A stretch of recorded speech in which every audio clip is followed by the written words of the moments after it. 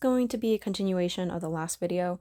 So in the last video I showed you how to do the offset. Now I'm going to show you how to combine offset and the options of cutting an image, slicing an image all in one. So in here I showed you how to offset it. I created an offset underneath the image inside and an offset for around the image on the outside, right? So let's focus on the bottom one. Okay, I'm going to select these two images because these are two separate. See how they're not connected? I'm going to select these two things as a whole. Now they're connected just for this purpose. I'm going to group them together. I'm going to go here. I'm going to hit combine. I can weld them together if I wanted to. Let's do union. You can see that the inside Ruiz, the red part, went away because it welded it together into one image. Let's go hit the arrow. It brought it back. Awesome. I can go back to how I had it. Let's go back to the combine.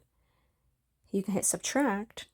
Now what is red turned, number one is one image, and it turned see-through. So now what will happen is that your Cricut will not only cut the border, cut the offset that you created, but it will also cut it inside.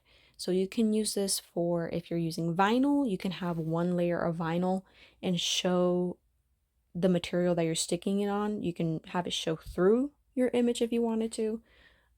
You can do this for shirts, have the original color of the shirt shine through your image. You can have that section. You can also play it around with it. Intersect doesn't really do anything, as you can see. Exclude doesn't really do anything, but I typically use subtract. It's my preferred choice. So I either union it, bring it all together, or subtract it to create that absence of space on the inside. So make sure you hit the check mark. This is your solid image. Now I have that, and if I want to take it a step further, I'll go to up here, this top section that I offset it earlier. And as you can remember, this offset that I created is inside the image. It was 0.03 of an inch inside the image. And let's say I want to add that to the bottom one. So I'll change the color real quick just so I can visualize it. I like to be able to see where I'm working. Change this to black. Now I'm going to take that image and I'm going to bring it down here and layer it more or less where I think it fits, where I think everything goes. Right there. I'm like, yeah, I like that image. Awesome. Well, right now I need to bring it together, glue it together. So I'm going to select it as a whole. I'm going to group it. I'm going to attach it. Now it is all one image. So no matter if I click out, if I click in, it will always be together in one image. And I'll show you, I'll delete this real quick. Select, delete. Now I'm going to go to make it. This is more or less if you're going to mirror it, what material you're going to upload it. Next. Now I'm in here. I'll zoom in.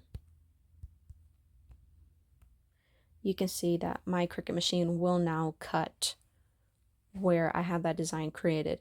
And that is also the importance of grouping things together and attaching it together, because otherwise your Cricut machine will cut it in two separate things and you have to layer it and go through the struggle of layering it in person.